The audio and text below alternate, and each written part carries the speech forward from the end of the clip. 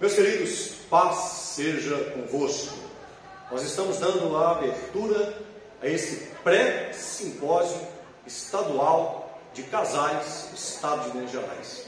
E eu tenho certeza que nós vamos viver um tempo muito especial de Deus nesses próximos minutos que nós passaremos juntos aqui. Deus vai abençoar você, a sua casa, a sua família, de uma forma muito especial, em nome de Jesus. Vamos orar? Pai Celestial, nos abençoe esse tempo de pré-simpósio de casais, que seja uma bênção para todas as famílias, em nome de Jesus. Amém.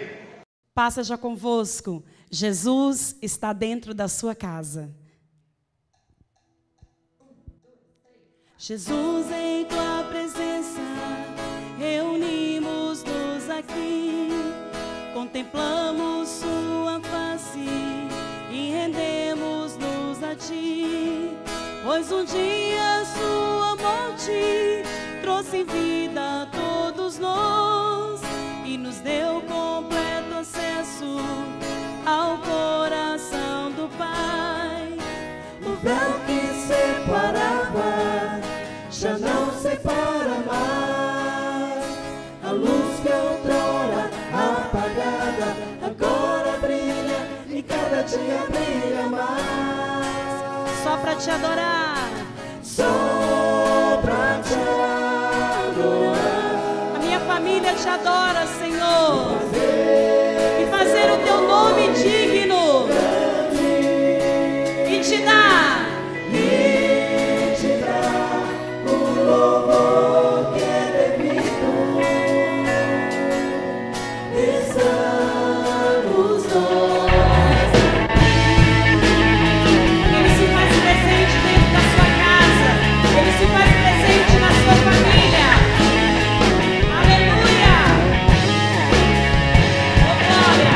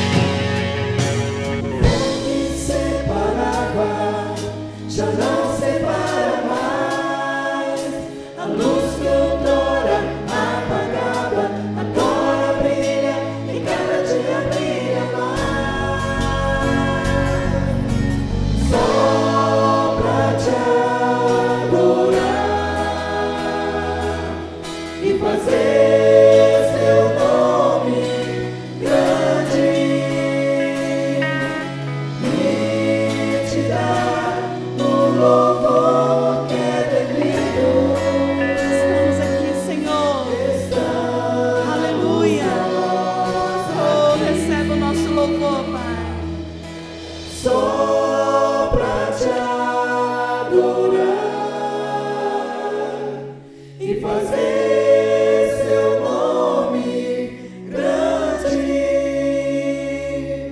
e te dar o louvor que é devido. Estamos nós aqui. Aleluia.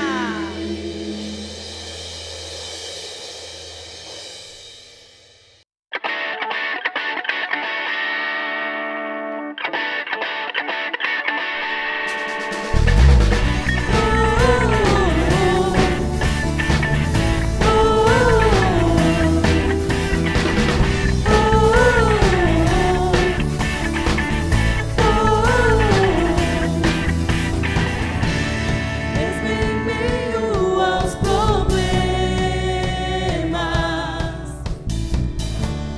Ele me sustentará. O meu Deus tudo pode, por fim se levantará. Aleluia! Usa destra forte do meu inimigo livrará. Erguerei a minha voz pra declarar. Diga ao fraco, eu sou forte, com Jesus conquistarei. Minha rocha, meu Deus forte, vencerei.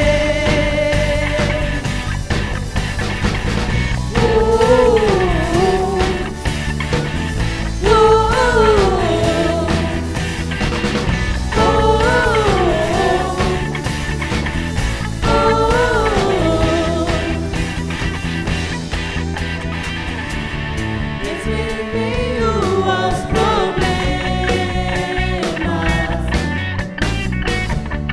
Ele me sustentará. Ele pode todas as coisas. O meu Deus tudo pode. Por fim Ele vai se levantar. Se levantará. Usa a destra forte do meu inimigo livrará. Erguerei a minha voz pra declarar. Diga ao fraco, eu sou forte, com Jesus conquistarei. Minha rocha, meu Deus forte, vencerei. Diga ao fraco, eu sou forte, com Jesus conquistarei. Minha rocha, meu Deus forte, vencerei.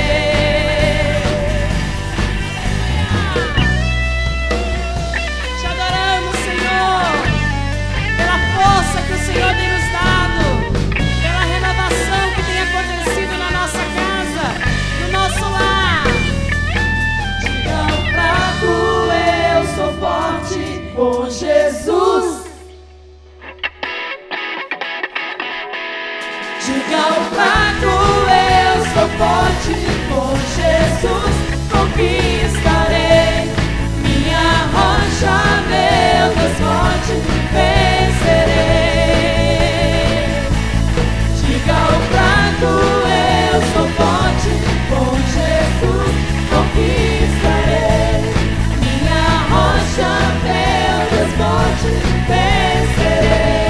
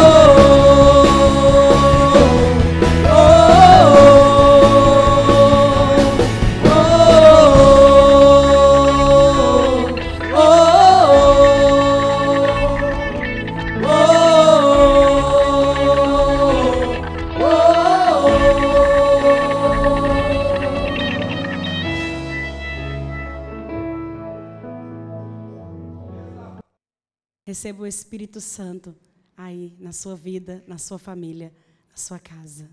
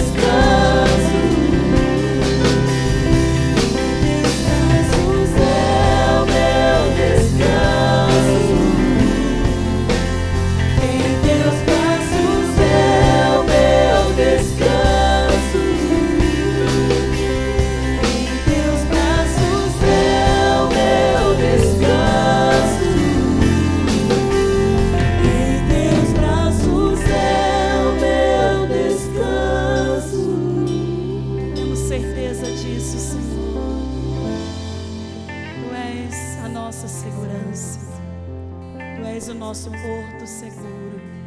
Tu és a nossa fortaleza, o nosso abrigo, Senhor. Aleluia.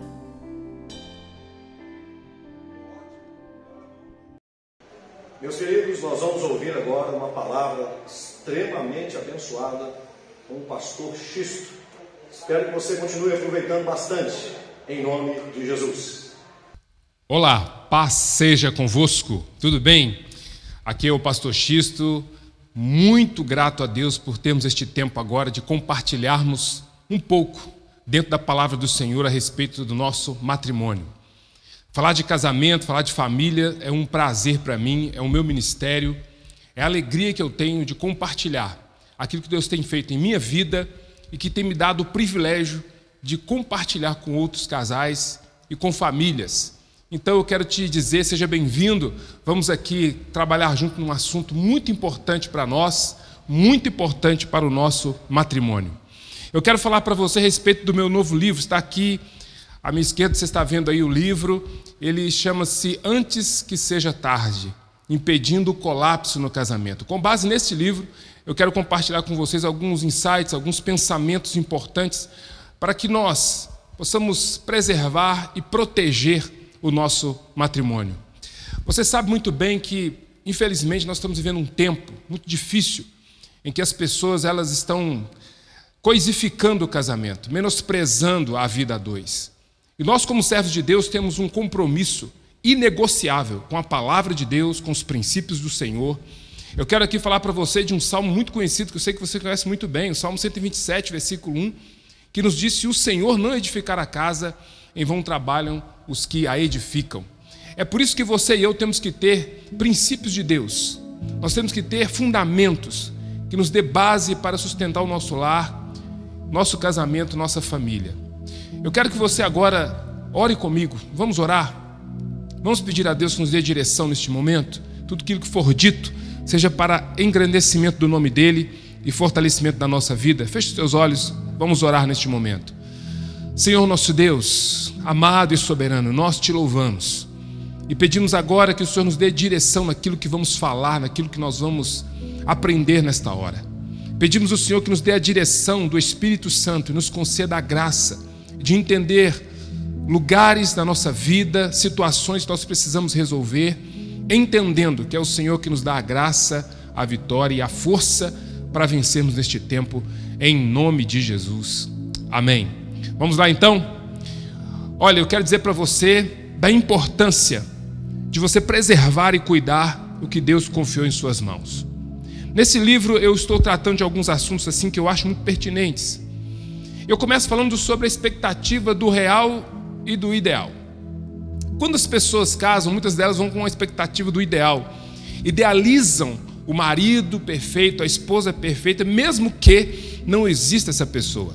Não existe um homem perfeito, não existe a mulher perfeita. Nós somos imperfeitos e vamos nos casar e teremos um casamento que não será perfeito.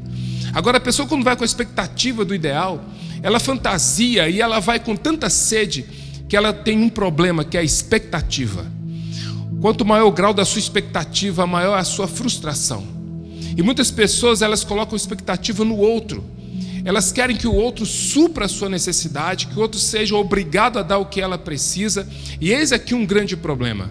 Aquele que casa, entendendo que a pessoa é obrigada a completar o outro, ele já casa com um problema, porque ninguém completa ninguém. Porque quando você precisa de alguém para te fazer feliz e para te fazer sucesso, para te fazer uma pessoa plena, você está errado. Você tem que ir antes. Porque se você não se basta sozinho, você não se basta com ninguém. O casamento, por exemplo, ele não resolve o problema da solidão.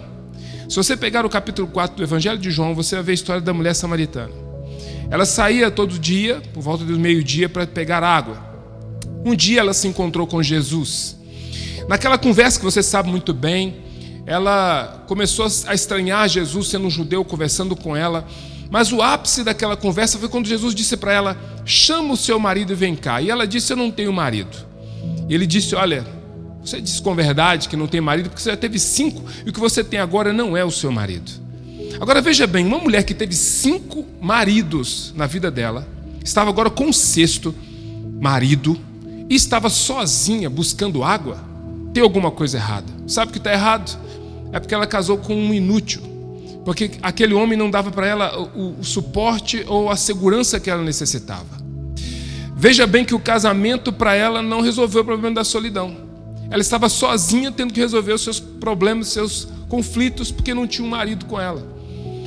Muitas mulheres que conversam comigo, você nota que elas estão sozinhas, ainda casadas. Muitos homens que conversam e estão sozinhos mesmo, casados, porque casamento não resolve esse problema da solidão. A expectativa das pessoas muitas vezes é essa. Eu vou porque se eu casar, problema de solidão não terei mais. Não é assim. Uma pessoa pode se casar e continuar sendo uma pessoa só, porque o cônjuge não resolve isso para ela. Entenda que as pessoas vão nessa expectativa do ideal e colocam que aquela pessoa vai ser alguém que nunca vai decepcionar. Quem disse isso? Eu tenho mais de 20 anos de casado, eu já decepcionei a minha esposa, ela já me decepcionou, nós tivemos problemas. E esses problemas que eu digo não é aquilo que você espera, porque as pessoas mudam, o tempo muda. Daqui a 5 anos eu serei uma pessoa diferente, daqui a 5 anos minha esposa será uma pessoa diferente. Imagine você agora, daqui a um tempo você será também uma pessoa diferente, que terá outros desejos e outra cabeça. Agora entenda que essas coisas não podem diminuir o valor do matrimônio, o valor do casamento. Nós estamos numa trajetória, nós estamos caminhando juntos, e essa caminhada nossa exige essa maturidade de entendermos que se você for com a ideia do ideal, você vai sofrer quando chegar o real. Veja bem que nós temos que entender que o matrimônio exige de nós força para passar pelas provas. Imagine que tudo é testado. Esse microfone que eu estou falando com você, ele foi testado. Se você está sentado numa cadeira agora, ela foi testada. Tudo antes de chegar no consumidor, no mercado, é testado. Nosso casamento também será. Lutas são coisas que você não pode separar do casamento ou da vida. A vida é assim. O que fez você chegar até aqui foram lutas que experimentaram você, testaram você e fizeram de você uma pessoa que é hoje.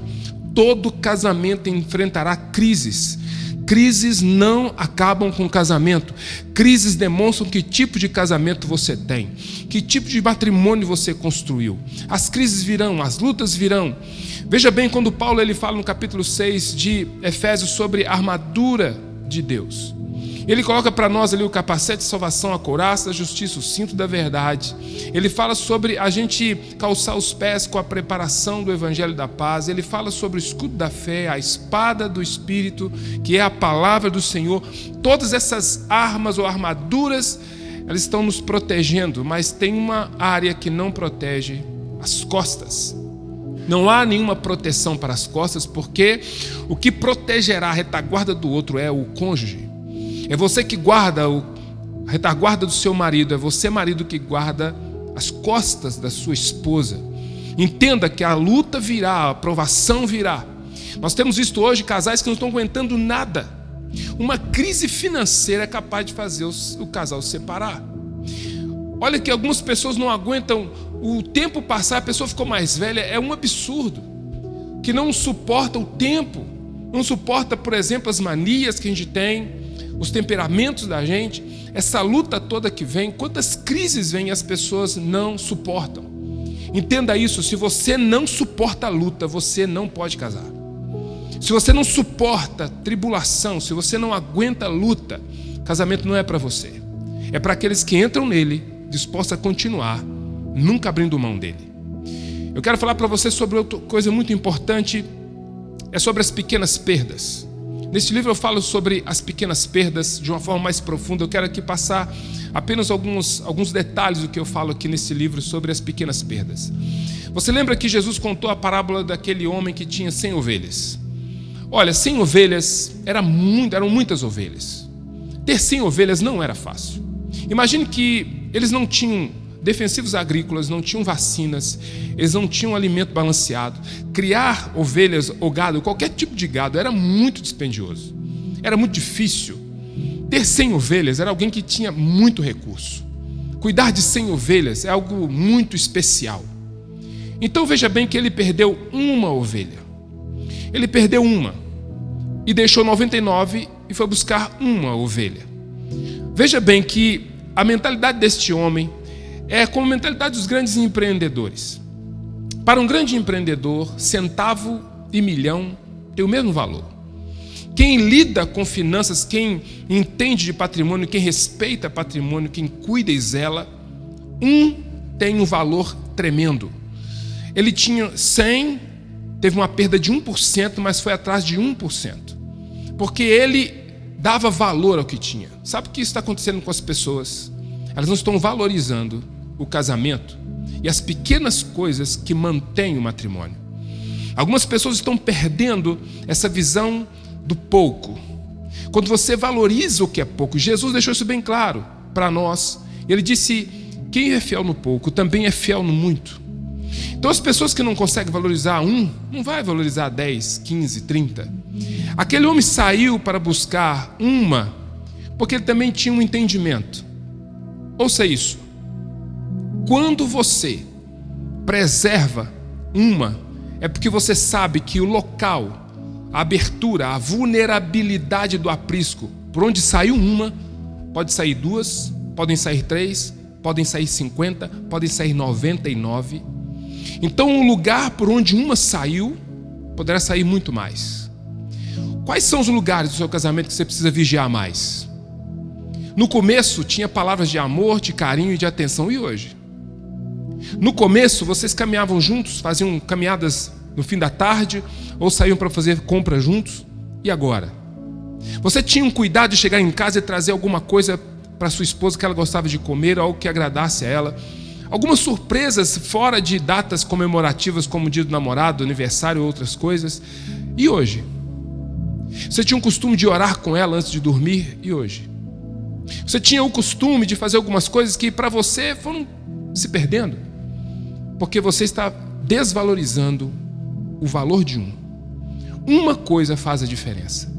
É por causa de uma coisa que você perde 2, 3, 5, 60. Ninguém levanta pela manhã e diz: eu tenho que dar um jeito de acabar com o meu casamento até 6 horas da tarde. Ninguém faz isso. Ninguém levanta de manhã, abre a janela do quarto e diz: eu vou adulterar. Ninguém faz isso. Essas coisas acontecem com o tempo, porque nós vamos perdendo dia a dia o desejo de preservar pequenas coisas. Então preste atenção agora. O que você tem perdido? Observe no andar, no tempo, nessa caminhada que você tem junto com o seu cônjuge. Quais são as coisas que vocês deixaram para trás? Cônjuges inteligentes caminham juntos e preservam as pequenas coisas. Então eu quero dizer para você hoje, entenda isso, é a hora de você preservar. Cuidado, antes que seja tarde, cuide dessas pequenas áreas da sua vida. Veja bem, eu e você precisamos entender isso, que quando nós não entendemos a vulnerabilidade, nós perdemos. Existem áreas da vida que precisam de mais cuidado que outras. Do matrimônio da mesma forma. Quando eu vejo que existem algumas coisas que eu preciso preservar, eu entendo que se eu não guardar, ninguém vai guardar por mim. O casamento é seu. Ninguém tem que preservá-lo, é você que vai fazer. Algumas pessoas têm a ideia de que alguém vai me ajudar. O meu líder, um psicólogo, um pastor, o meu líder de casais, um terapeuta, alguém vai me ajudar. Essas pessoas são apenas instrumentos que podem te aconselhar, que podem te orientar em alguma área, mas a responsabilidade é sua. Aqui em Minas Gerais nós temos, aqui em Belo Horizonte, melhor dizendo, nós temos aqui o anel rodoviário, uma via rápida de trânsito muito intenso. E se você passar por ali, você vai ver, por exemplo, alguns pés de milho nascendo à margem da estrada. E você observa aquilo e diz: será que alguém plantou ali? Não. Aquilo foram grãos que caíram dos caminhões, veio chuva e aquela semente germinou. Aquilo não é de ninguém. Se acontecer de alguma espiga ali vingar e nascer, alguém vai arrancar, vai destruir, ou alguém vai pegar e jogar fora, ou vai levar para casa. Sabe por quê? Porque aquilo não é de ninguém.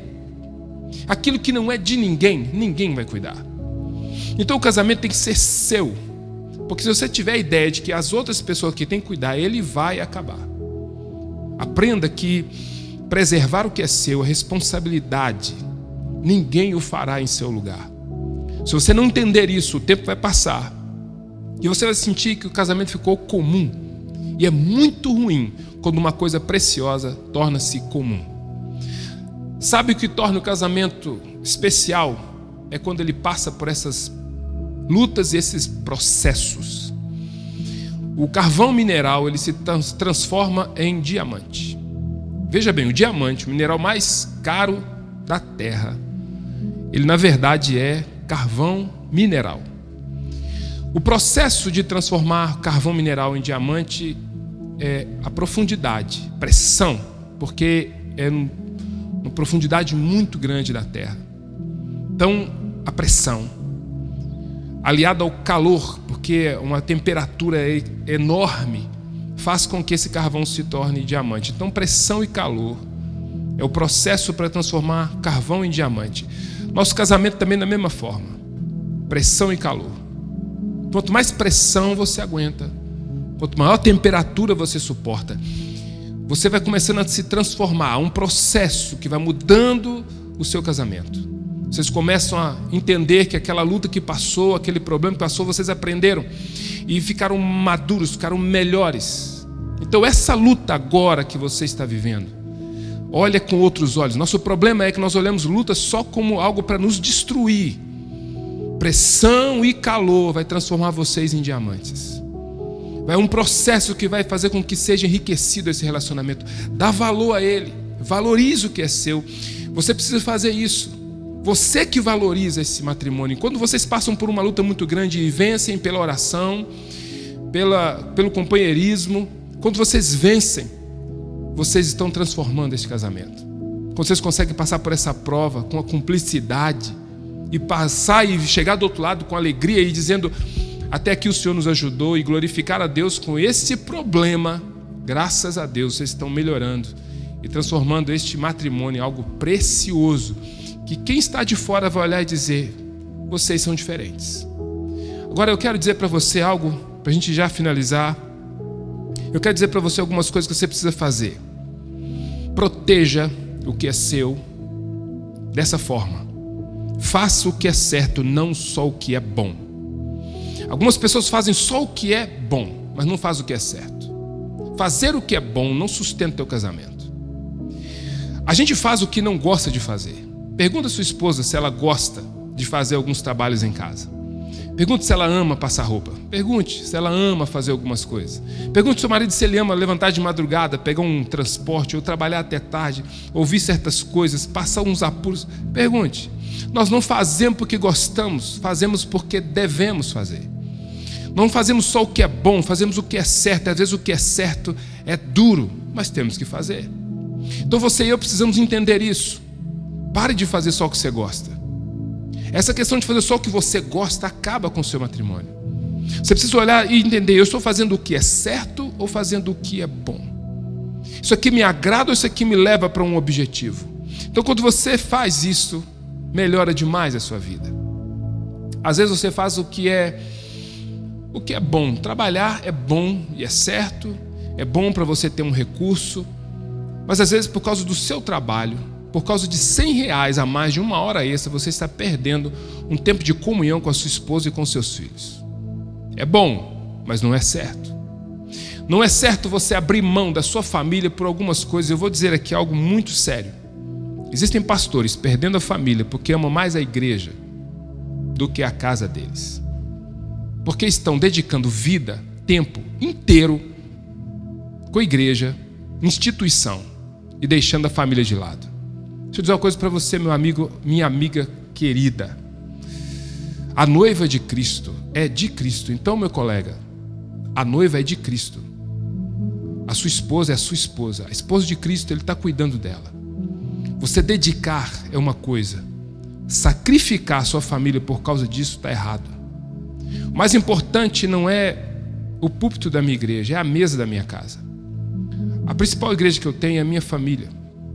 Hoje, por exemplo, em qualquer lugar que eu esteja, como pastor, se eu sair de lá, eu só vou levar 2 pessoas: minha esposa e minha filha. E se elas estiverem bem comigo, como pai e esposo, eu serei um bom, maravilhoso pastor, porque a minha família é o sustento que eu tenho. Não existe igreja melhor do que família. Alguns estão perdendo isso, estão perdendo uma visão. Cuide do que é seu, dos seus. Porque se qualquer coisa acontecer, quem te sustentará é a sua família, a sua esposa, seu esposo, teu casamento. Mas se você for um insucesso em tua casa, você pode ter a melhor igreja do mundo, você será um derrotado na sua família.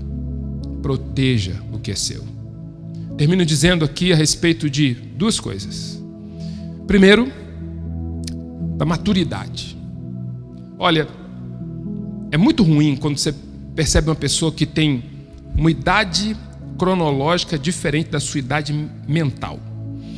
Tem 30 anos, mas tem uma mente de 12.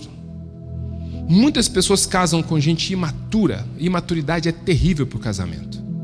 Quando você é casado com alguém imaturo, vocês não estão na mesma linha, no mesmo pensamento, não conseguem dimensionar na mesma visão. Algumas mulheres têm que fazer além daquilo que podem, além daquilo que deveriam fazer, porque tem um cônjuge, um marido que não anda na mesma visão, não tem aquela maturidade. Ou o marido que a esposa não anda na mesma maturidade. Essa maturidade que eu digo é pensar da mesma forma, é ter uma mesma linha de raciocínio, é caminhar na mesma visão. Maturidade para entender que nós desvinculamos da nossa família de origem. Preste bem atenção, não disse romper. Existe uma diferença entre rompimento e desvincular.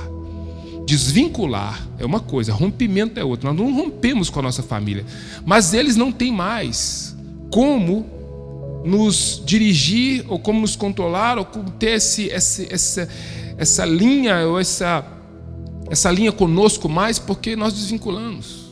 Não tem mais essa entrada.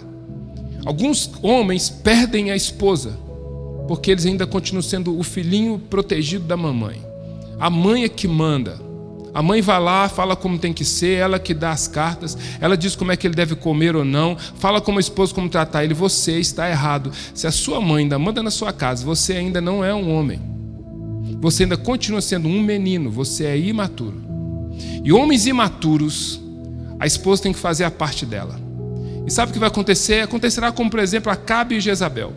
Acabe era uma marionete, porque ele era fraco.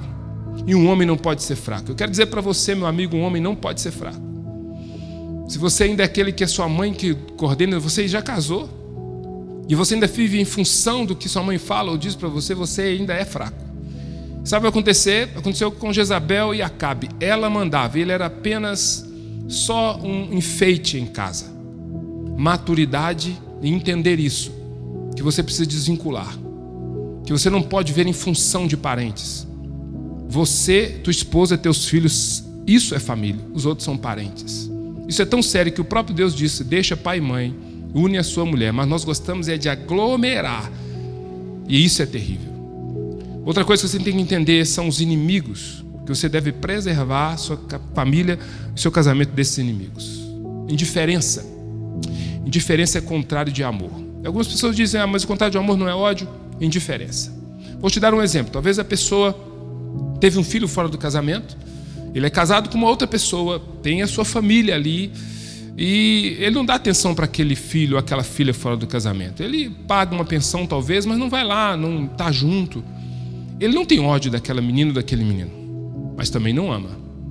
Então o contrário de amor é indiferença. E muita indiferença destrói o casamento. Essas indiferenças destroem o casamento.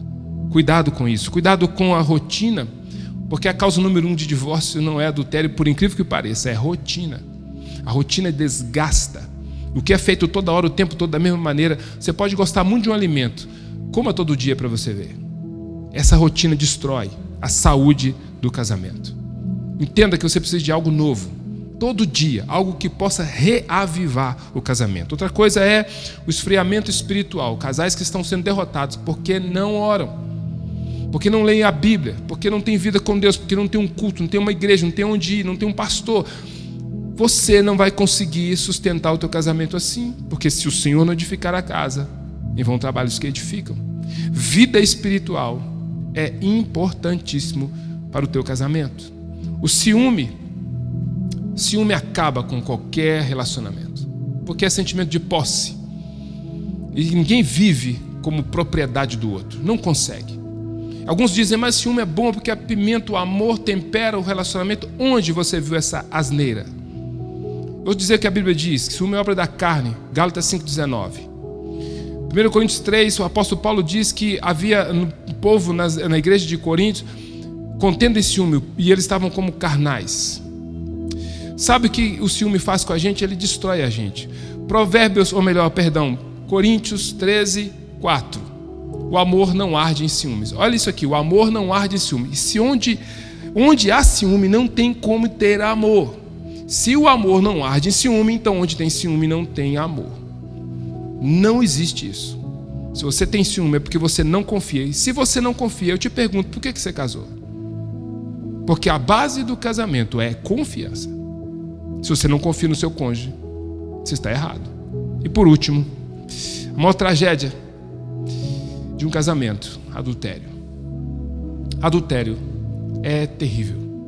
Olha, deixa eu dizer para você algo muito importante. Davi é um grande herói. Todo mundo quer ter as qualidades de Davi. Quantos meninos chamam Davi? Mas ninguém quer ter a família que ele teve, ou o casamento que ele teve. O adultério entrou na família de Davi, ou na vida dele, por causa de erros, de consequentes erros. Casou com uma mulher que na verdade não era um prêmio para quem matasse Golias. Inclusive nem era para casar com Mical, era para casar com Merabe, a mais velha. Só que ela não quis. Mical pulou na frente, Davi casou. Você nunca verá eles conversando, nada um com o outro na Bíblia.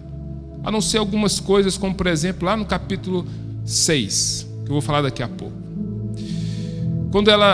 Quando Davi foi embora por causa da perseguição de Saul, ela casou com outro rapaz.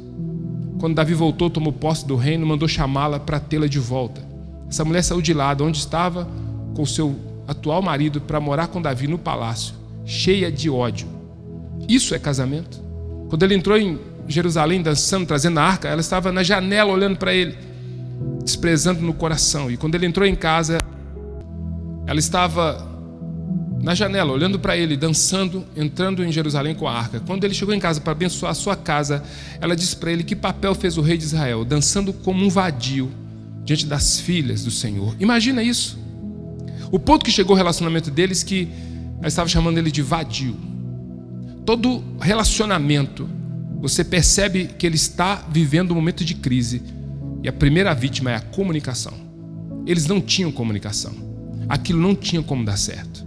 Veja bem que isso aconteceu no capítulo de número 6. No capítulo 11, segundo Samuel, Davi encontra Batseba. Tudo levou ao colapso no casamento de Davi. Por quê? Porque entrou o adultério, por causa da relação deles, por causa do nível de relacionamento que eles tinham. Então eu quero finalizar aqui dizendo para você algo muito importante, preste atenção. O seu casamento, o sucesso dele depende do teu comprometimento com Deus, com seu cônjuge e com aquilo que sustenta o teu casamento. Antes que seja tarde, valorize o que Deus colocou em suas mãos. Antes que seja tarde, preserve seu casamento, sua esposa, seus filhos, seu marido, antes que seja tarde. Evite o colapso. Eu quero pedir a você, nesta hora, examine como vocês estão. O primeiro passo para a mudança é reconhecimento de que algo precisa ser mudado. Então hoje eu quero orar para abençoar você. O seu casamento é abençoado por Deus.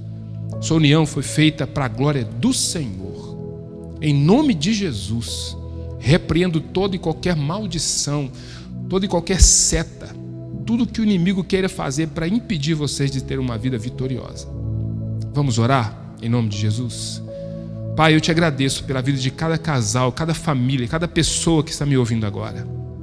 Eu bendigo o teu nome por cada pessoa que tem em seu coração o desejo de uma família abençoada e de um matrimônio abençoado.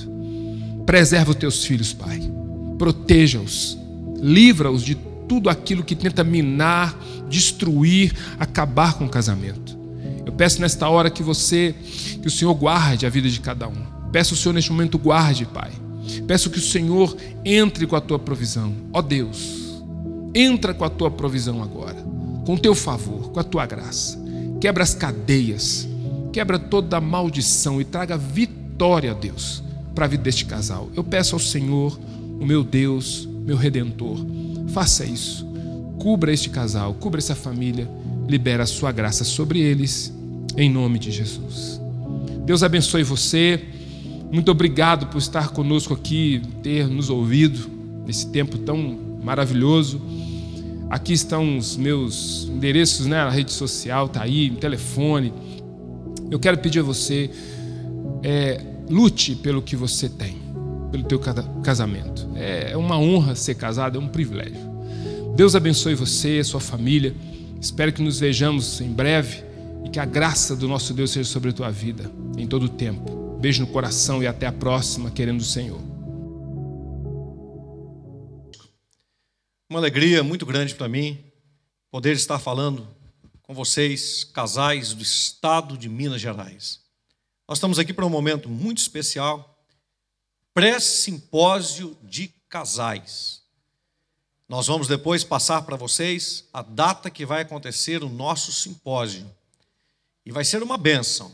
Mas este que nós estamos participando juntos agora é o pré-simpósio de casais. Eu gostaria de meditar com vocês hoje sobre o título Deus quer ser o centro de sua casa. Construa uma família abençoada.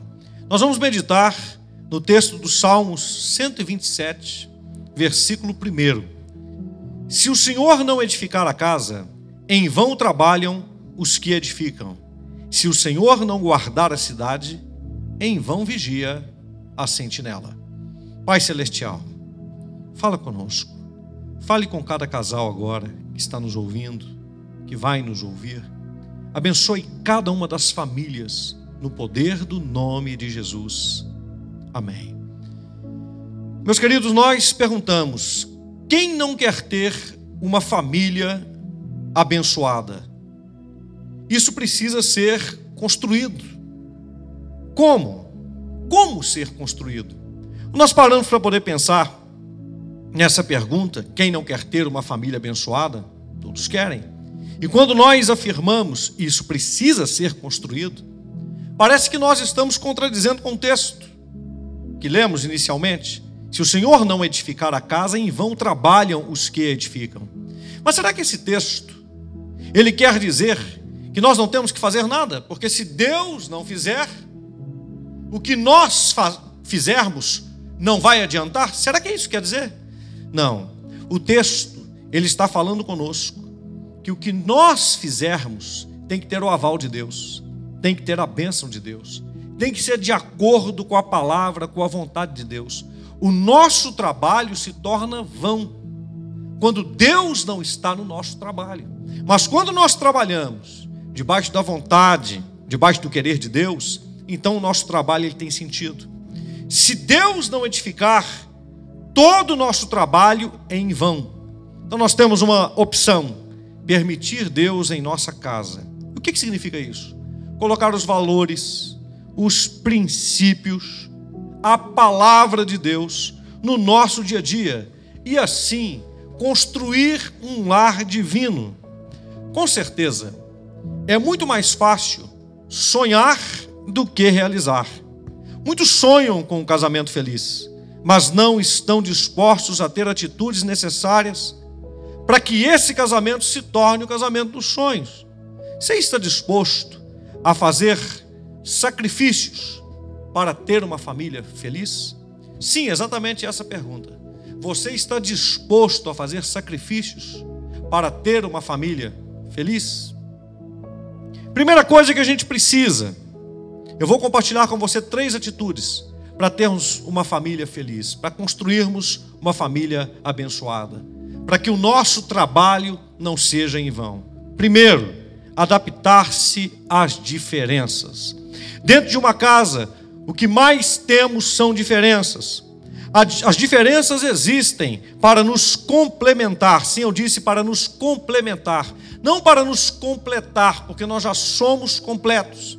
Não existe esse negócio das metades da laranja. Se você é uma laranja completa. Nós existimos para complementar. Complementar é diferente. Complementar sugere adicionar, colocar além, fazer transbordar. Então precisa entender que a gente precisa se adaptar às diferenças. As diferenças não são para poder nos separar. Não deixe as diferenças te separarem. Você, marido, vai ser diferente da sua esposa em muitas coisas, e você é esposa do seu marido. Você, pai, mãe dos seus filhos, e vocês, filhos dos seus pais.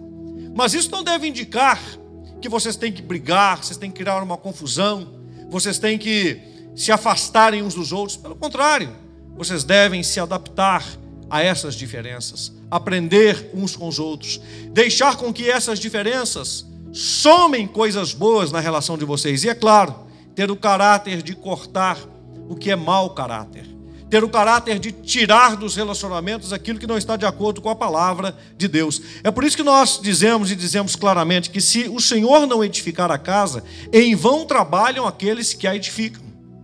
Segundo, comunicar-se, dialogar sempre, isso é muito importante.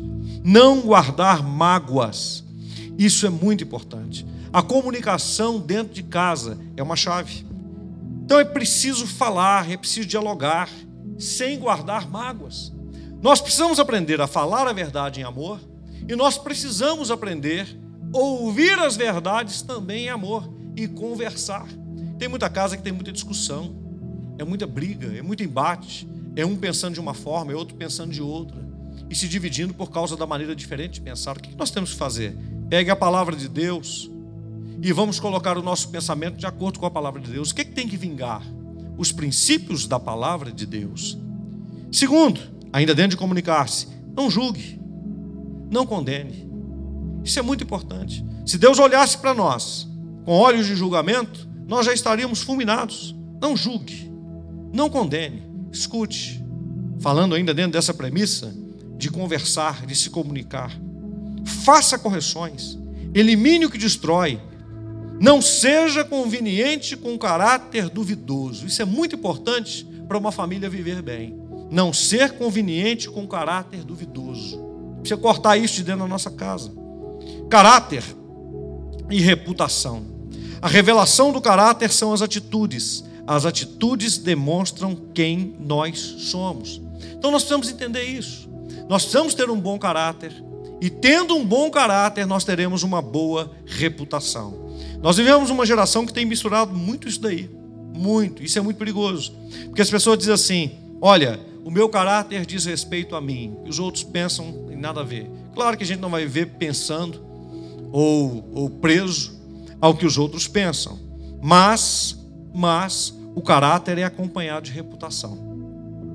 Se você tem um bom caráter, você vai ter uma boa reputação. Porque a reputação é a atitude que diz respeito ao caráter.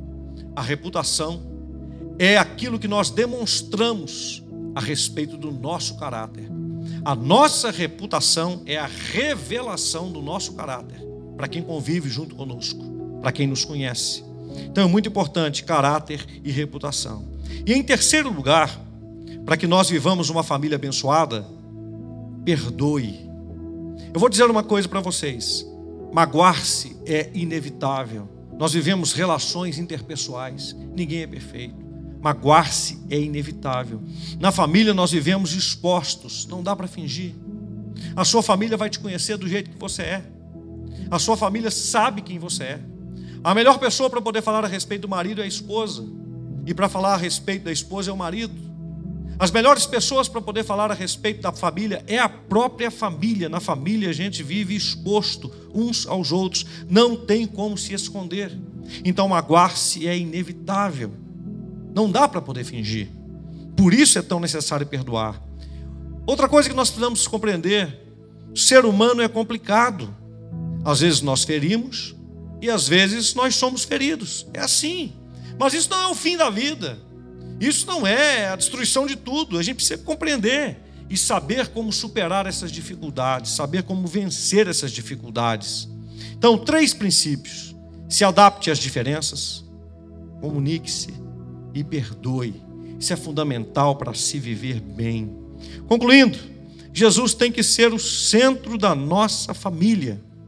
E o texto inicial, voltemos a ele: se o Senhor não edificar a casa, em vão trabalham os que edificam. Se o Senhor não guardar a cidade, em vão vigia a sentinela. Construa uma família abençoada, com princípios de Deus dentro da sua casa. Trabalhe de acordo com o que diz a palavra de Deus. Onde houver impasse, onde houver dificuldade, busque a Bíblia. O que a Bíblia diz sobre esse assunto que está causando indiferença dentro da nossa casa. Nós não vamos fazer o que eu quero, ou o que você quer, ou o que o filho quer, ou o que a mulher quer, ou o que o marido quer. Nós vamos fazer o que a palavra de Deus nos orienta. Porque quando essa palavra é o norte da nossa vida, com certeza nós vamos caminhar e chegar num porto seguro, com segurança, em nome de Jesus. Vamos orar pela nossa família agora, em nome de Jesus. Feche os seus olhos. Pai Celestial, nós te apresentamos a nossa casa, a nossa família nesse momento.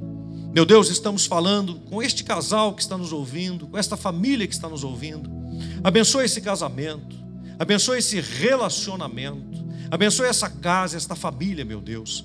Em nome de Jesus, livra de todo mal, dá saídas, traga libertação, traga saúde, traga bênçãos, traga prosperidade, em nome de Jesus. E nós, Senhor, nos comprometemos a construir uma família no Senhor, para que o nosso trabalho não seja em vão, para que no Senhor o nosso trabalho seja produtivo e nós possamos experimentar uma casa que conhece, que serve, que anda, que ama o Senhor, em nome de Jesus. Que Deus te abençoe, você, sua casa, sua família, em nome de Jesus. Se prepare para o nosso simpósio estadual. Ele também vai ser um simpósio online e vai ser uma grande bênção, em nome de Jesus. Grande abraço, que Deus abençoe a todos vocês.